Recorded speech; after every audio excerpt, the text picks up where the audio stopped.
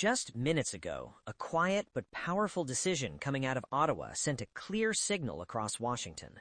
This time, Canada didn't ask for exemptions, it didn't hesitate, and it didn't respond from a position of fear. Instead, a new economic direction was set in motion, one that could permanently change the balance of trade in North America. For years, Canada's economy has been deeply tied to the United States. Nearly 3/4 of all Canadian exports flow south of the border, making the country highly efficient in good times, but dangerously exposed during conflict.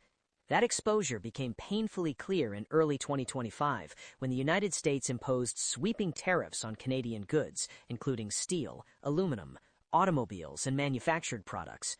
Energy exports were also targeted, adding further strain to an already fragile relationship. The intention behind these tariffs was straightforward: pressure. The expectation in Washington was that Canada would seek quick exemptions, negotiate quietly, and return to business as usual.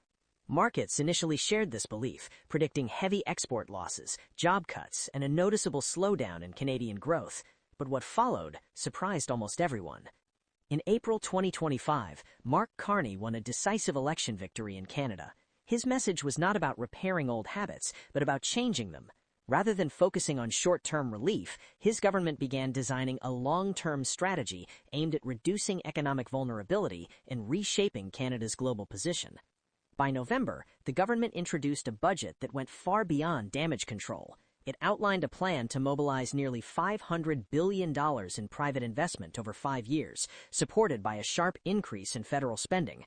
This wasn't a bailout, and it wasn't a reactionary move. It was a deliberate effort to reduce Canada's reliance on any single market, including the United States.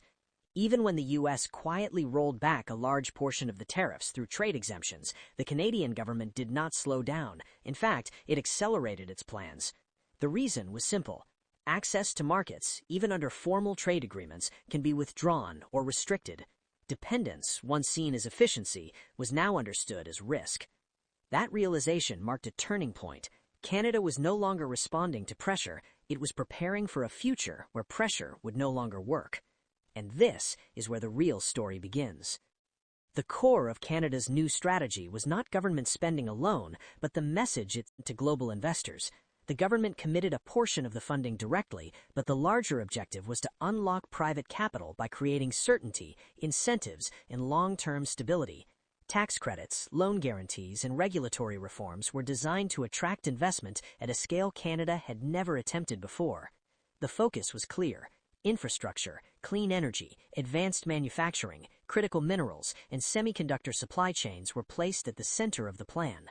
These are not temporary industries. They define economic power for decades, and Canada positioned itself as a reliable, long-term partner in each of them.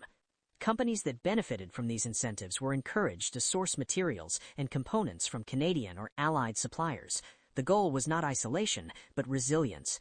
Supply chains would remain open, but no longer fragile or overly dependent on a single country. At the same time, Canada addressed another long-standing criticism from its allies: defense spending.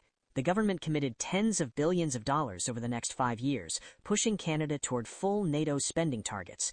Much of this investment was directed toward domestic production, strengthening both national security and industrial capacity. While attention remained fixed on tariffs, Canada quietly expanded its global reach. Trade relationships with Europe, Asia, and emerging markets were strengthened, new agreements were negotiated, and old ones were revitalized. As these routes developed, Canadian exporters began to adapt, finding new buyers and new partners. History offers a clear warning here. When trade relationships are disrupted, supply chains do not simply snap back into place. Once companies invest elsewhere, they rarely return without a strong reason. By late 2025, Canadian exports to Europe and parts of Asia had already begun to rise, while some American industries struggled to recover lost ground. This was never about retaliation, it was about recalibration.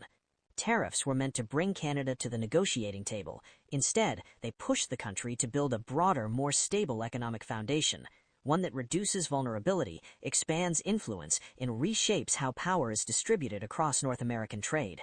And once that transformation is complete, the old assumptions may no longer apply.